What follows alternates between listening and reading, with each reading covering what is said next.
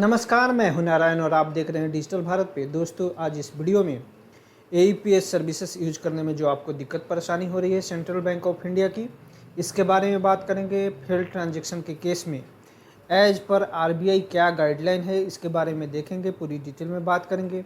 पूरी जानकारी के लिए वीडियो को अंत तक जरूर देखें। अगर अभी तक आपने चैनल सब्सक्राइब नहीं किया है तो चैनल को सब्सक्राइब जरूर करें, ताकि सभी नई वीडियो का नोटिफिकेशन आपको सबसे पहले मिले। तो सबसे पहले हम बात कर लेते हैं सेंट्रल बैंक ऑफ इंडिया का एईपीएस यूज करने में जो आपको दिक्कत परेशानी आ रही है। दोस्तों, ये issue central bank of India की तरफ से है। अगर कोई कस्टमर आपके पास सेंट्रल बैंक ऑफ इंडिया का आता है एईपीएस के लिए, तो सबसे पहले आप उसको बता देना है कि आपका ट्रांजैक्शन फेल हो सकता है या आपका ट्रांजैक्शन पेंडिंग हो सकता है।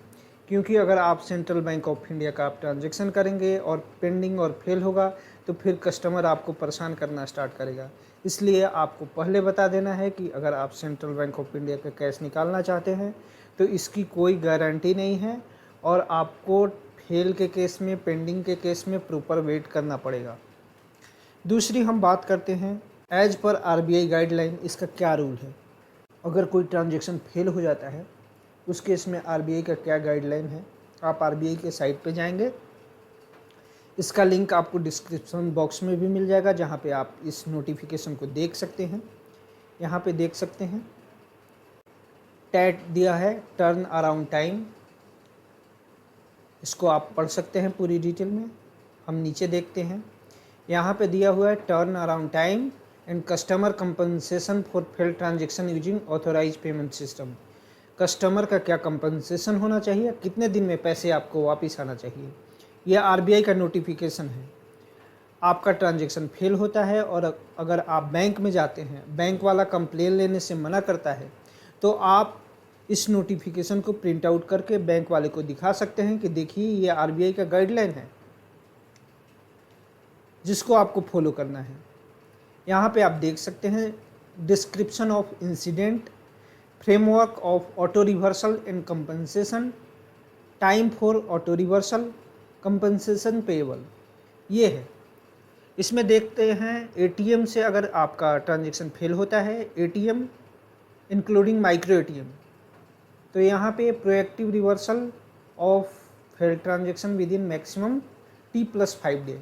मैक्सिमम केस में आपका पैसा 5 दिन के अंदर में ट्रांजैक्शन +5 डे के अंदर आ जाता है। अगर नहीं आता है तो 100 पर day of delay beyond T+5 day to the credit to the account holder. 100 रुपये पर डे के हिसाब से बैंक को क्रेडिट करना है। कार्ड ट्रांजैक्शन के केस में वही है, T+1 डे। आगे आप देख सकते हैं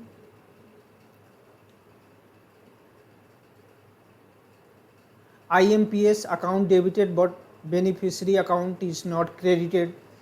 इसमें भी T+1 डे होता है। T+1 डे के अंदर आपका पैसा आ जाता है अगर IMPS के केस में आपका पैसा फेल्योर या पेंडिंग होता है। अगर ऐसा नहीं होता है तो 100 रुपये पर डे के हिसाब से आपके अकाउंट में एज ए पेनाल्टी क्रेडिट करना होगा बैंक को। आप देख सकते हैं आगे UPI unified payment interface account debited but beneficiary account is not credited transfer of fund if unable to credit the beneficiary account auto reversal by beneficiary bank latest on T+1 day. UPI के case में भी T+1 day है। आगे आप देख सकते हैं, थोड़ा सा इसको मैं जूम कर लेता हूं ताकि आपको देखने में कोई दिक्कत ना हो। यूपीआई के बाद आप देख सकते हैं यहाँ पे Aadhaar enabled payment system AEPS. AEPS के केस में अगर आपका account debited but transaction confirmation is not received by merchant location, इस केस में एक्वायरर बैंक को इनिशिएट करना होगा credit adjustment within T+5 day.